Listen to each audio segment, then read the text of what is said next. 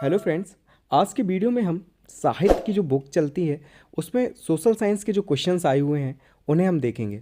ठीक है, काफ़ी अच्छे क्वेश्चंस हैं। कुछ क्वेश्चन इसके आपको पवन की सीरीज़ में या राजन की सीरीज़ में देखने को मिल चुके होंगे, लेकिन कई काफ़ी क्वेश्चन और भी हैं जो आप नहीं पढ़ेंगे। ठीक है, तो चलिए स्टार्ट करते हैं। पहला क्वेश्चन है कि सूर्य का प्रकाश कितने समय में पृथ्वी तक पहुंचता है? 8 सेकंड, 8 मिनट, 80 मिनट या 80 सेकंड? ये क्वेश्चन हमने पवन की सीरीज़ में शायद देखा है, तो इसका आंसर होगा आपका 8 मिनट। ठीक है, 8 मिनट 20 सेकंड या 8 मिनट 16 सेकंड लगभग का समय होता है इसमें। और सेकंड्स की बात की जाए तो 500 सेकंड। ठीक है, और वैसे अगर मिनट में आंसर पूछा जाए तो 8 मिनट। ठीक है, बी ऑप्शन आपका बिल्कुल सही है। सेकंड क्वेश्चन है कि सौरमंडल में कुल ग्रहों की संख्या कितनी है? 9, 8, 10 या इनमें से कोई नहीं? तो ग्रहों की संख्या कितनी है इस समय? तो 8 ग्रह हैं। ठीक है, एक प्लेटो जो ग्रह था, यम जिसे कहते थे हम, उसे हटा दिया गया था। उसके बाद 8 ग्रह बचे थे जो सूर्य के चारों ओर चक्कर लगाते हैं। नेक्स्ट क्वेश्चन है कि पृथ्वी का जुड़वा ग्रह किस ग्रह को कहा जाता है? शुक्र, शनि, यूरेनस या बृहस्पति? तो याद रखिएगा, पृथ्वी की जुड़वा बहन शुक्र को कहा जाता है। ठीक है, तो शुक्र क्या हो जाएगा? जुड़वा ग्रह हो जाएगा, क्योंकि इसका साइप और सेज वगैरह और क्या नाम है जो शेप होता है ना, अगर वो देखा जाए तो वो पृथ्वी से बहुत ज़्यादा मेल खाता है, इसलिए इसे पृथ्वी की जुड़वा बहन कहा जाता है। नेक्स्ट क्वेश्चन है कि किन ग्रहों की कक्षाओं के बीच क्षुद्र ग्रह पाए जाते हैं? पृथ्वी, मंगल, यूरेनस, नेपच्यून, बुध, शुक्र या मंगल और बृहस्पति? तो याद रखिएगा कि जो क्षुद्र ग्रह हैं वो आपके मंगल और बृहस्पति के बीच में पाए जाते हैं। ठीक है, छोटे छोटे कंकड़ जैसे आपको कई बार देखने को मिलेंगे, तो वो क्षुद्र ग्रह होते हैं और वो पाए जाते हैं मंगल और बृहस्पति के बीच में। नेक्स्ट क्वेश्चन है कि मानचित्र की उत्पत्ति मैपा से हुई है। ठीक है, मैपा एक शब्द है जिससे मानचित्र की उत्पत्ति हुई है। यह किस भाषा का शब्द है? तो मैपा जो आपका शब्द है ये लैटिन भाषा का शब्द है, जिसका अर्थ होता है आपका मेजपोस या रूमाल। ठीक है, तो याद रखिएगा जो मानचित्र शब्द है ये लैटिन भाषा के शब्द मैपा से बना हुआ है, जिसका अर्थ होता है मेजपोस या रूमाल।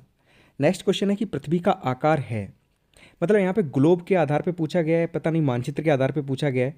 तो देखिए, ग्लोब के आधार पे पूछा जाए तो त्रिविमीय हो जाएगा, और अगर मानचित्र के आधार पे पूछा गया है तो 2 विमीय हो जाएगा। ठीक है, इसे हम लोग 2 डायमेंशनल या 3 डायमेंशनल कह सकते हैं।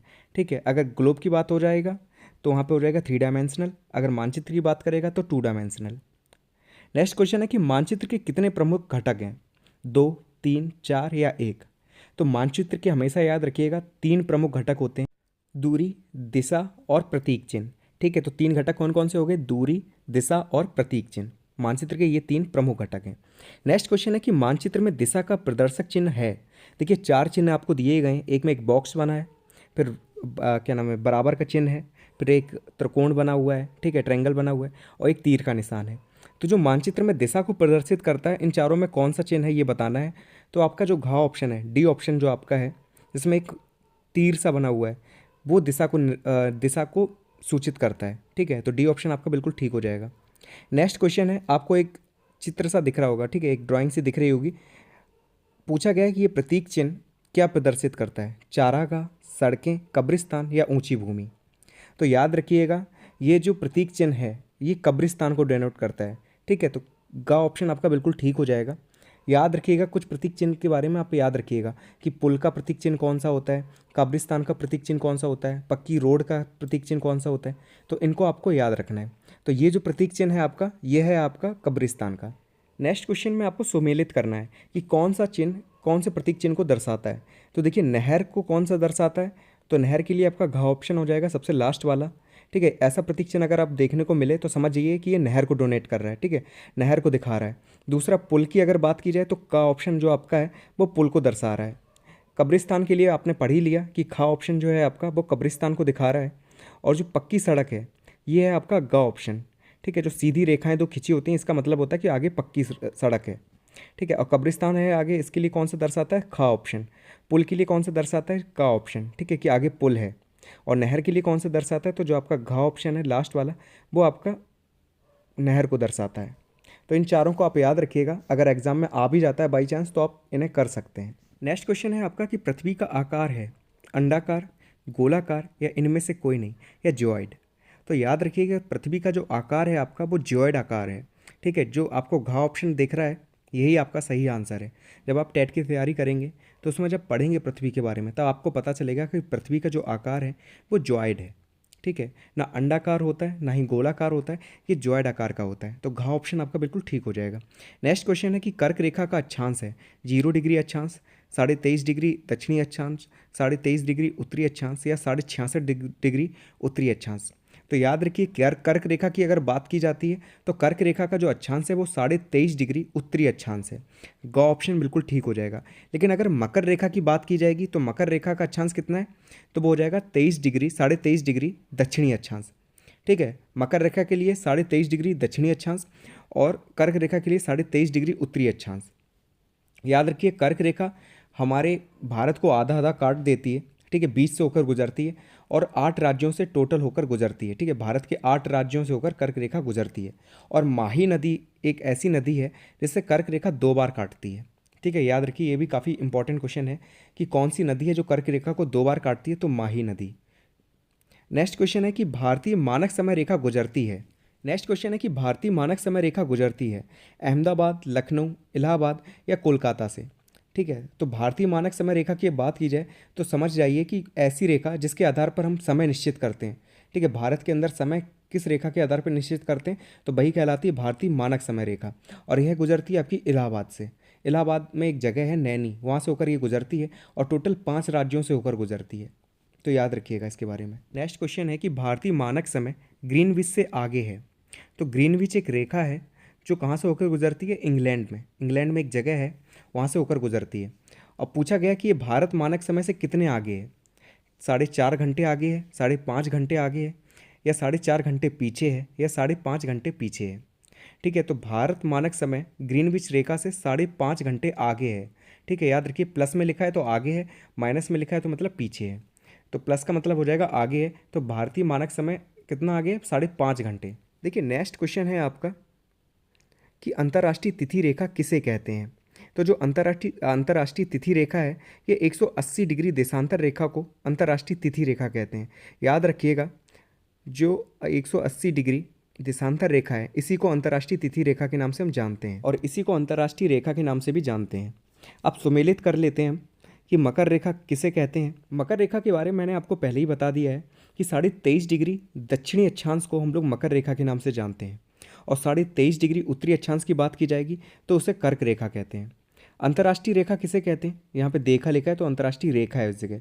अंतर्राष्ट्रीय रेखा मैंने आपको ऊपर ही बताई कि अंतर्राष्ट्रीय रेखा और अंतर्राष्ट्रीय तिथि रेखा एक ही चीज़ है और ये कहते हैं 180 डिग्री देशांतर रेखा को।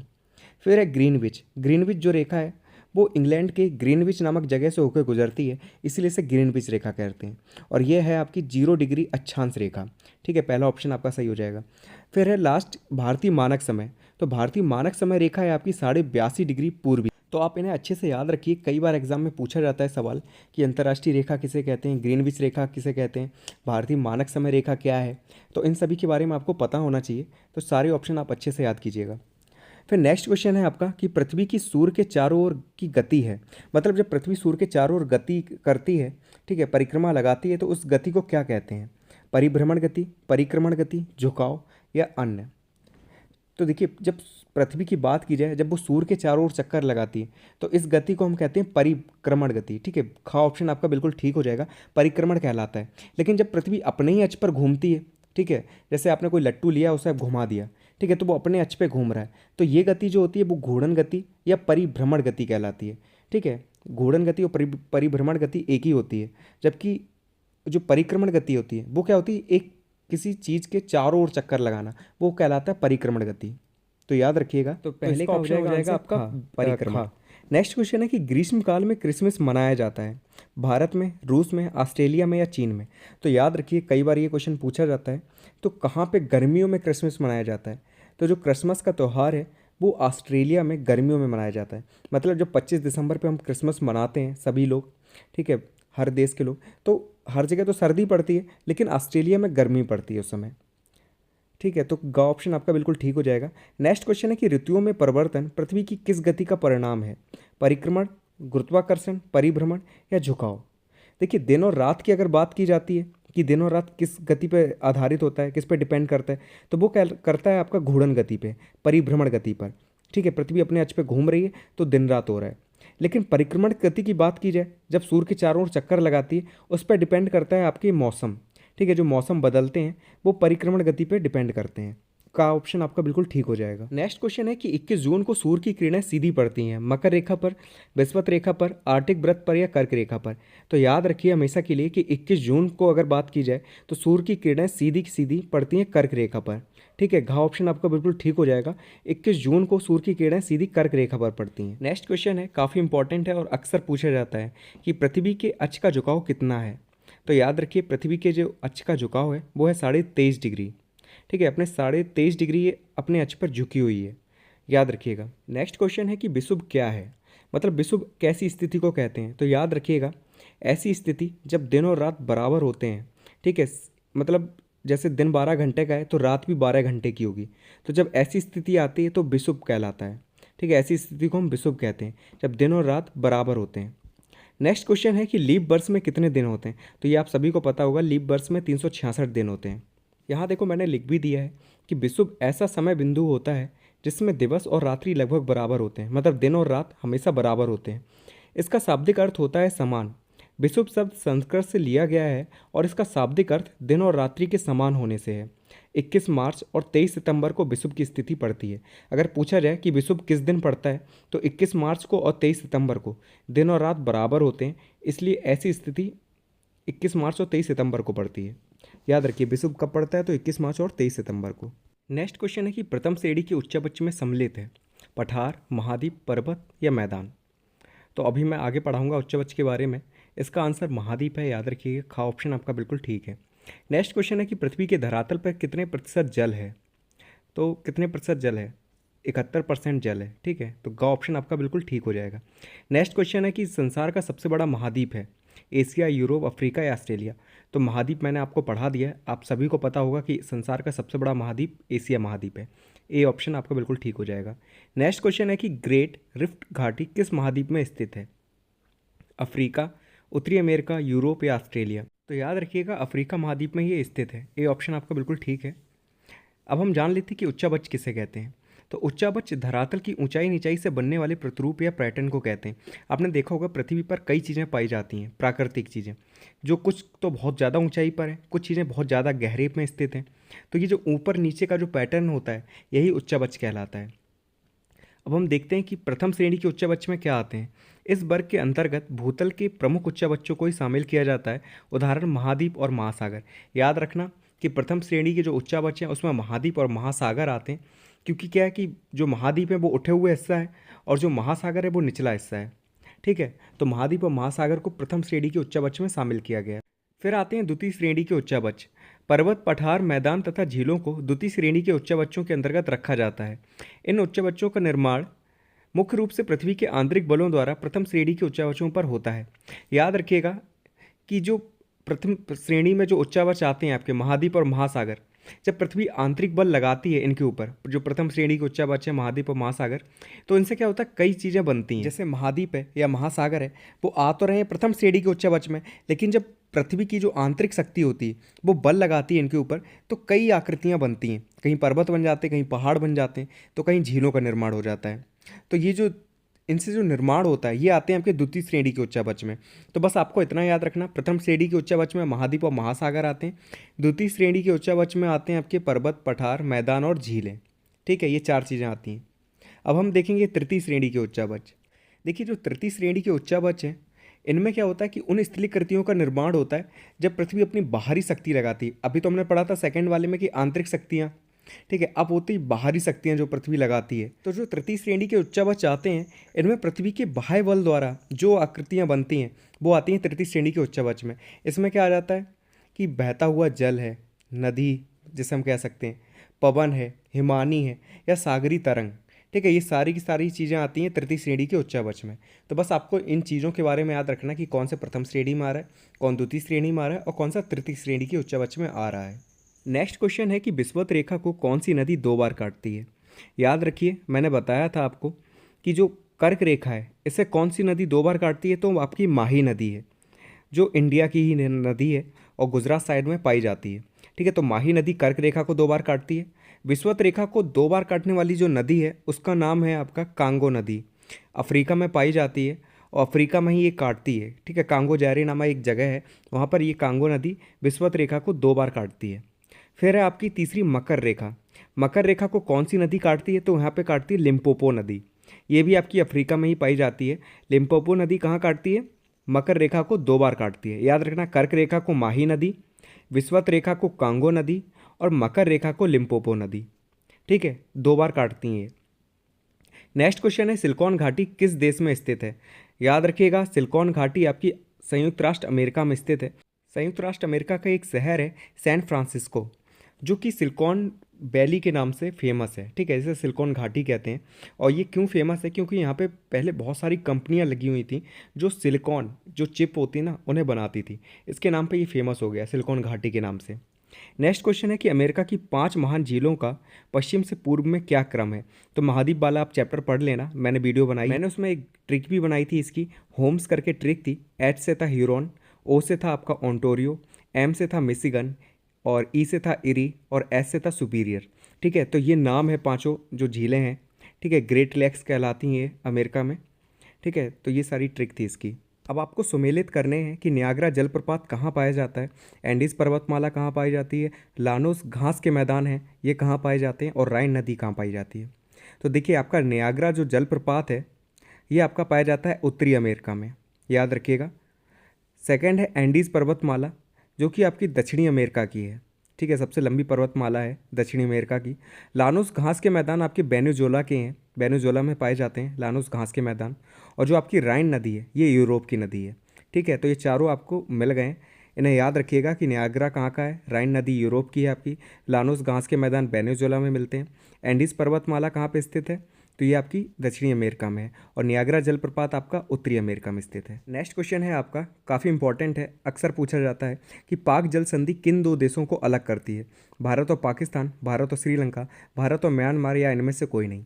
याद रखिए, पाक जल संधि लिखा है तो लोग कन्फ्यूज हो जाते हैं और भारत और पाकिस्तान लगा देते हैं, लेकिन भारत और श्रीलंका को पाक जल संधि अलग करती है, याद रखिएगा।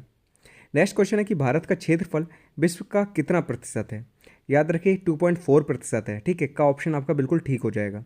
नेक्स्ट क्वेश्चन है कि भारत की स्थलीय सीमा की लंबाई किस देश के साथ सर्वाधिक है? देखिए, आप जब मैप देखेंगे तो आपको लगेगा कि सबसे ज़्यादा पाकिस्तान से है या चीन से है, लेकिन सबसे ज़्यादा है आपकी बांग्लादेश से। 4096 किलोमीटर की जो सीमा है वो बांग्लादेश से लगती है, याद रखिएगा। नेक्स्ट क्वेश्चन है कि पूर्वी घाट तथा पश्चिमी घाट किस स्थान पर मिलते हैं? नीलगिरी, अन्नामलाई, सतपुड़ा या महेंद्र घाट? तो याद रखिएगा, जो पूर्वी घाट और पश्चिमी घाट हैं ये नीलगिरी नामक स्थान पर मिलते हैं, ठीक है। नीलगिरी पर्वत श्रेणी कहाँ पे स्थित है?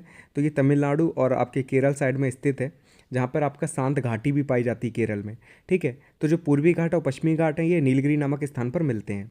नेक्स्ट क्वेश्चन है कि भारत में हिमालय की सर्वोच्च चोटी कौन सी है? नंदा देवी, कंचनजंगा, धौलागिरी या मंकालू? देखिए, मकालू नहीं है, तो भारत में अगर पूछी जाए तो कंचनजंगा है, याद रखिएगा। हिमालय की सबसे ऊंची चोटी कौन सी है भारत में? तो कंचनजंगा है, सिक्किम में स्थित है, याद रखिएगा इसे। नेक्स्ट क्वेश्चन है आपका कि माजुली नामक नदी द्वीप किस नदी पर स्थित है? तो याद रखिए, जो माजुली द्वीप है आपका, ठीक है, इसे एक नदी द्वीप कहते हैं और ये ब्रह्मपुत्र नदी पर स्थित है आसाम में, ठीक है, सबसे बड़ा नदी द्वीप है ये। और ये किस पे पाया जाता है? तो ब्रह्मपुत्र नदी पर पाया जाता है।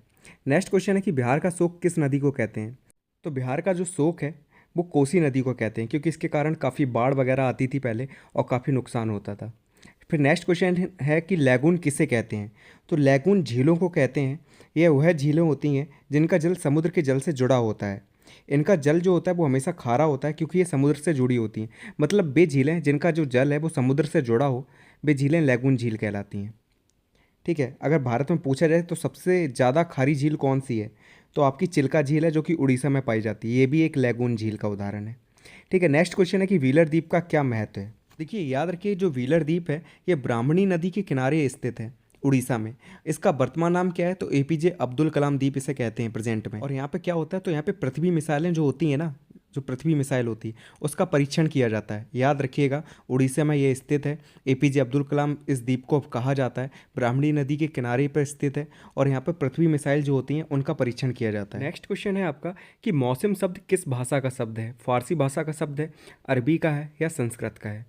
तो याद रखिएगा, जो मौसम शब्द है जिससे मौसम शब्द बना हुआ है यह आपका अरबी भाषा का शब्द है, ठीक है, खा ऑप्शन आपका बिल्कुल ठीक हो जाएगा। नेक्स्ट क्वेश्चन है कि भारतीय मौसम विभाग द्वारा भारत में कितनी ऋतुएं होती हैं? तो भारतीय मौसम विभाग द्वारा भारत में 4 ऋतुएं होती हैं, ठीक है, याद रखिएगा। पहली ऋतु होती है आपकी शीत ऋतु, उसके बाद ग्रीष्म ऋतु, फिर वर्षा ऋतु और लास्ट में होती है आपकी शरद ऋतु, ठीक है। तो 4 ऋतुएं होती हैं भारत में। फिर है पश्चिमी विक्षोभ चक्रवात का उत्पत्ति स्थल है, ठीक है। मतलब पूछा गया कि जो चक्रवात उठता है जिसे हम पश्चिमी विक्षोभ के नाम से जानते हैं, इसका उत्पत्ति स्थल क्या है? अरब सागर है, बंगाल की खाड़ी है या लाल सागर है? लेकिन इसका सही आंसर इसमें नहीं दिया गया।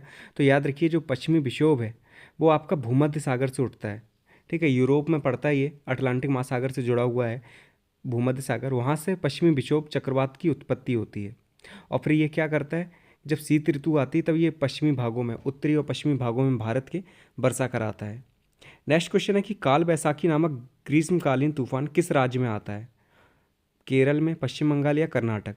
तो याद रखिए काल बैसाखी नामक जो ग्रीष्मकालीन तूफान है ये पश्चिम बंगाल में आता है, ठीक है। तो खा ऑप्शन आपका बिल्कुल ठीक हो जाएगा। नेक्स्ट क्वेश्चन है कि भारत में कितने प्रकार की प्राकृतिक वनस्पति पाई जाती है? नाम लिखें। देखिए तो भारत में 5 प्रकार की प्राकृतिक वनस्पति पाई जाती है, उनके नाम भी हैं, वो मैं आगे आपको बताऊंगा। फिर है कि सदाबहार वन और पर्णपाती वनों में क्या अंतर है? देखिए सदाबहार वन जो होते हैं वो वर्ष भर सदा हरे भरे रहते हैं, जबकि पर्णपाती वन क्या करते हैं, ये अपनी पत्तियां एक खास महीने में या खास समय में गिरा देते हैं। दूसरा क्या अंतर है कि सदाबहार वन वहाँ पर जो वर्षा होती है वो 200 सेंटीमीटर से ज़्यादा होती है, वहाँ पे सदाबहार वन पाए जाते हैं। जबकि पर्णपाती वनों में जो वर्षा होती है वो होती है आपकी 70 सेंटीमीटर से लेकर 200 सेंटीमीटर के बीच में, ठीक है। अगर 200 से ऊपर होगी तो सदाबहार वन आ जाएंगे, 200 से कम होगी तो पर्णपाती वनों में आ जाएंगे। और सदाबहार वन का क्या है कि ये कहाँ पाए जाते हैं, तो आपके अंडमान निकोबार द्वीप समूह में या आपके मेघालय क्षेत्र में, जबकि पर्णपाती वन आपके उत्तर प्रदेश और देश के बाकी हिस्सों में पाए जाते हैं। फिर नेक्स्ट क्वेश्चन है कि भारत में कितने प्रतिशत वन क्षेत्र होना आवश्यक है? तो देखिए एक सरकारी तरफ से एक नियम आया कि भारत में इतने % वन होना आवश्यक है, और वो परसेंटेज है आपका 33.5%, ठीक है। 33 से 1/3% कह सकते हैं या 33.3% कह सकते हैं। तो इतने % वन भारत में होने ज़रूरी हैं। और अगर वनों के क्षेत्र की बात की जाए तो सबसे ज़्यादा वन आपके पाए जाते हैं मध्य प्रदेश में, और सबसे कम वन पाए जाते हैं आपके पंजाब में। इससे पहले हरियाणा में थे जहाँ पे 1% से भी कम वन पाए जाते हैं, लेकिन अभी इस समय पंजाब सबसे कम वन क्षेत्र में पाया जाता है। अब शॉर्ट में आपको कुछ बता देते हैं कि भारत की जो जलवायु है यह मानसूनी है, याद रखिएगा। और मानसून शब्द अरबी भाषा के शब्द मौसम से लिया गया है, जिसका शाब्दिक अर्थ है हवाओं का मौसमी उलटफेर, ठीक है। इतना याद रखिएगा कि मानसूनी है हमारी जलवायु, और ये मानसून शब्द है अरबी भाषा के मौसम से लिया गया है, जिसका अर्थ है हवाओं का मौसमी उलटफेर। इसका तात्पर्य यह है कि ऋतु परिवर्तन के साथ साथ मानसूनी पवनों की दिशा तथा वर्षा कराने की क्षमता में परिवर्तन आ जाता है। सेकेंड है कि भारतीय मौसम विभाग द्वारा भारत की जलवायु को 4 ऋतुओं में विभक्त किया गया है: शीत ऋतु, ग्रीष्म ऋतु, वर्षा ऋतु और शरद ऋतु। टाइम भी याद रखिए, जो शीत ऋतु है आपकी, इसका जो टाइम होता है वो दिसंबर से फरवरी होता है। ग्रीष्म ऋतु का मार्च से जून तक होता है। वर्षा ऋतु का जून से लेकर अक्टूबर तक होता है, और अक्टूबर से लेकर आपका दिसंबर तक या नवंबर तक रहता है शरद ऋतु। अब मैंने यहाँ पे चक्रवात और तूफान के नाम दिए गए हैं जो भारत के कुछ अलग अलग हिस्सों में इस नाम से जाने जाते हैं, ठीक है। तो चेरी ब्लॉसस करके एक चक्रवात आता है या तूफान कह सकते हैं, ये कर्नाटक के क्षेत्र में आता है, और ये कॉफ़ी की फसल के लिए बहुत ज़्यादा लाभदायक है। तो याद रखिए चेरी ब्लॉसस करके चक्रवात या तूफान कहाँ आता है, तो कर्नाटक में। फिर दूसरा है आम वृष्टि, इस नाम से जो तूफान आता है वो दक्षिणी भारत में आता है, और जो आम की फसल को जल्दी पकने में सहायता प्रदान करता है। तो याद रखिए आम वृष्टि जो है वो दक्षिण भारत में आता है। काल बैसाखी मैंने पढ़ा अभी, काल बैसाखी आपका पश्चिम बंगाल में आता है। और लास्ट है आपका नार्वेस्टर, जो नार्वेस्टर है वो पूर्वी भारत में आता है, और ये चाय, जूट और चावल के लिए लाभदायक है। और भारत में जो प्राकृतिक वनस्पतियाँ हैं इन्हें 5 भागों में बांटा गया है, मैंने आपको बताया था। पहला है उष्णकटिबंधीय सदाबहार वर्षा वन, जहाँ पे 200 सेंटीमीटर से ज़्यादा वर्षा होती है। उसके बाद आते हैं उष्णकटिबंधीय आर्द्र पर्णपाती वन, जहाँ पे 100 सेंटीमीटर से 200 सेंटीमीटर तक वर्षा होती है। उसके बाद आते हैं आपके उष्णकटिबंधीय शुष्क पर्णपाती वन, यहाँ पर 70 सेंटीमीटर से 100 सेंटीमीटर तक वर्षा होती है। फिर आते हैं कटीले वन, जो 80 सेंटीमीटर से जहाँ कम वर्षा होती है वहाँ पे कटीले वन पाए जाते हैं। और पर्वतीय वन आपके जो पर्वत वाले एरिया हैं जैसे हिमाचल प्रदेश है, लद्दाख वगैरह, तो इनमें पाए जाते हैं आपके पर्वतीय वन। नेक्स्ट पॉइंट है आपका कि राष्ट्रीय वन नीति जो कि 1988 में आई थी, इसके अनुसार भारत में 33/1/3 या 33.3% वन क्षेत्र प्राप्ति का लक्ष्य रखा गया। इसके अनुसार मैदानी भागों में 25% तथा पर्वतीय भागों में 60% क्षेत्र को वनाच्छादित करने की आवश्यकता है, ठीक है। मतलब जो मैदानी भाग है इसमें 25% वन होने चाहिए, और जो पर्वतीय क्षेत्र हैं इनमें 60% वन होने चाहिए, ठीक है, राष्ट्रीय वन नीति के अनुसार। और टोटल कितना होना चाहिए, तो 33.5%। फिर नेक्स्ट की तत्कालीन कृषि मंत्री के मतलब उस टाइम जो कृषि मंत्री थे के.एम. मुंशी, उन्होंने 1950 में अधिक वृक्ष लगाओ आंदोलन शुरू किया था, जिसका नाम वन महोत्सव रखा गया। प्रतिवर्ष आज भी 1 जुलाई से 7 जुलाई तक वन महोत्सव मनाया जाता है। अगर पूछा जाए कि वन महोत्सव कब मनाते हैं, तो 1 जुलाई से लेकर 7 जुलाई के बीच में हम लोग वन महोत्सव मनाते हैं, तो डेट याद रखिएगा इसकी। तो ये वीडियो यहीं पर कंप्लीट होता है। होप कि आपको कुछ नए क्वेश्चंस देखने को मिले होंगे, और तैयारी करते रहिए, अच्छे से पढ़ते रहिए। And thank you so much for watching this video.